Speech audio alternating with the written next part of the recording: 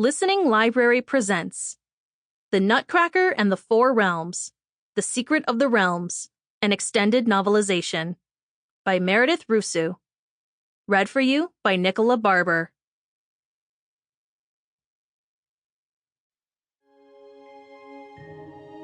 Chapter 1. Clara. Pine cones, cinnamon, roasted chestnuts, and crackling firewood. The scents mingled in the air, rising high and swirling with wisps of chimney smoke and snow flurries. For a moment, they wafted just below the gathering snow clouds, seeming to form their own billowy puff of Christmas-time spirit. Then, with a thwoop, the scents, smoke, and snow all scattered against the mighty beat of an owl's wings. The owl swooped down from the clouds toward the city below. If it noticed the scents drifting up from the cobblestone streets, it didn't show it. Rather, the owl flew along its path, resolute and strong, dipping lower and flying so swiftly that its shadow seemed to skate across the snow-iced rooftops. Smoke puffed out from chimney stacks upon the rows and rows of buildings. The frozen River Thames danced with children ice skating in the distance.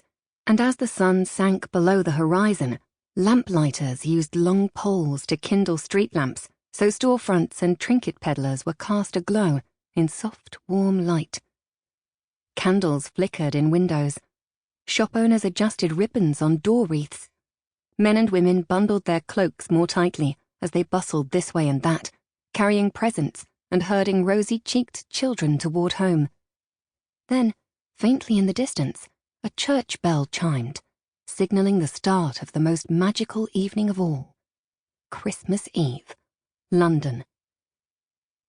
Now the owl wasn't much concerned with the hustle and bustle. It had eyes for only one thing, an evening snack. There, it spotted its target, a tiny mouse scurrying along an attic window ledge. Father Christmas might be arriving that evening expecting cookies, but the owl thought a furry treat was just the thing. The owl flew closer. Its shadow fell across the mouse. The owl swooped. It missed. In the nick of time, the mouse darted through a hole in the brick masonry beside the window and disappeared. The owl hooted in dismay. It landed on the window ledge and waited. It blinked. But the mouse didn't re-emerge. After a long while, the owl hooted again and glided away, keeping its eyes peeled for another tasty morsel. Inside the brick wall, the mouse scurried along a narrow tunnel, just wide enough for a mouse to fit through. It was in search of its own tasty morsel. And in the dusty attics and shadowed cellars of London, while happy families were making merry and paying little attention to the nooks and crannies about them, there was always something worth scavenging just before dark. The tunnel widened, and a dim light shone at the end. The mouse burst out into a large attic room. Squeak! There, sitting in the center of the room, was a scrumptious-looking biscuit. Why a freshly baked treat would be resting in its own little cleared space on the grimy floor of a cluttered attic, or how it had gotten there, weren't thoughts that crossed the mouse's mind. All it knew was that there was a delicious dinner a few feet away, and it wasn't going to let it slip through its paws.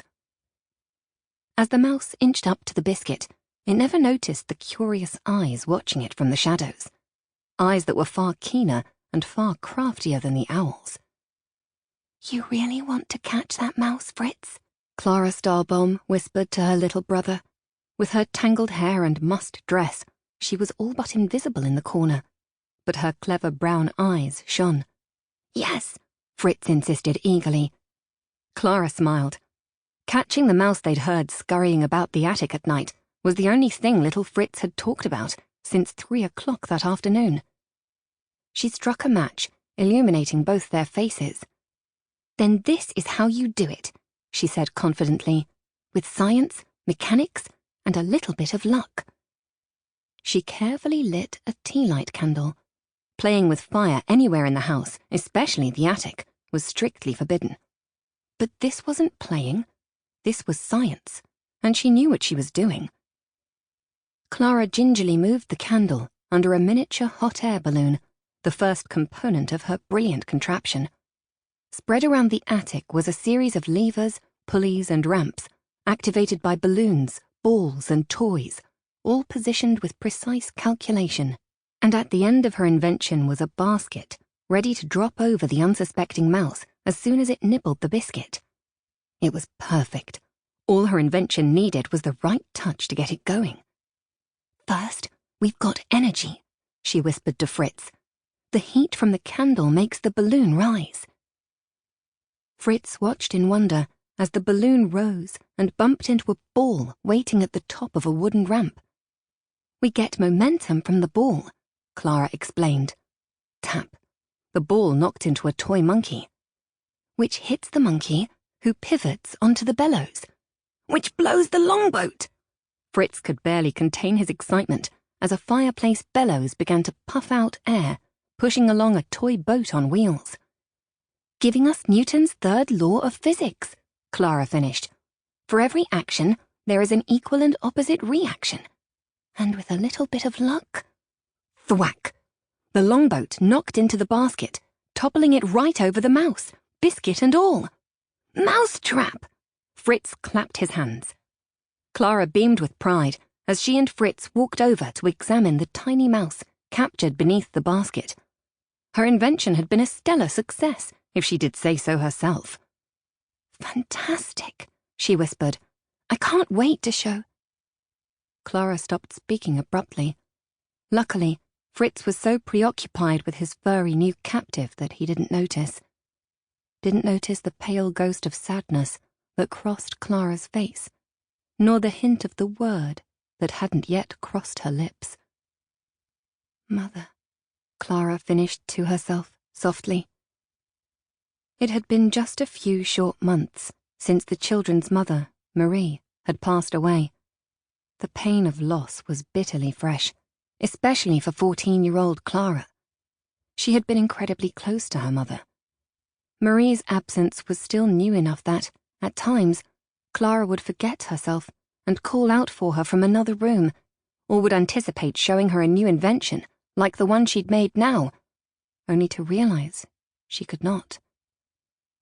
Of all the Stahlbaum children, Louise, the eldest, Clara, the middle child, and Fritz, their energetic younger brother, Clara had been the one to truly follow in their mother's footsteps. Marie had been an accomplished inventor, a tinkerer, as their family lovingly called it. And while Louise had inherited their mother's grace and poise, and Fritz her love of laughter, Clara alone had inherited her knack for inventing. Wheels and cogs, pistons and pulleys, levels and counterweights and gears. It all made sense to Clara. Like tiny pieces of the world that she could hold and manipulate and build to do great things. But her mother had been the real genius. She was able to make even the tiniest, most intricate contraptions come to life. Over the years, she had taught Clara everything she knew, patiently, lovingly, piece by piece, gear by gear.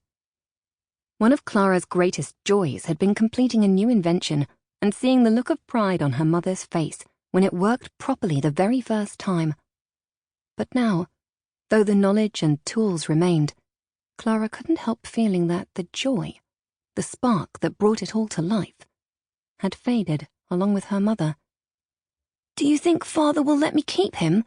Fritz asked anxiously, still completely absorbed in the little mouse. "As a pet?" Clara gave a half smile. Their father would most definitely not allow Fritz to keep the furry rodent as a family pet. But seeing her little brother so happy, and knowing that at least her invention had brought him excitement on this holiday, that would feel so different this year, Clara didn't have the heart to tell him no. Suddenly, the trap door in the attic floor flew open, knocking the basket askew and freeing the mouse. The tiny critter squeaked and scampered off, darting beneath a crate and back through a hole in the attic wall. "Oh," Fritz groaned in dismay. "We nearly had him. Can we try again? Can we?" Before Clara could answer, a head popped up through the trapdoor. It was Mrs. Ashmore, the family cook. "There you are," the portly cook huffed. "Up and down I've been looking for you rascals. Worn out I am." The cook sniffed the air. Thinking fast, Clara whisked the matches behind her back and out of sight, She watched nervously. Sample complete. Ready to continue?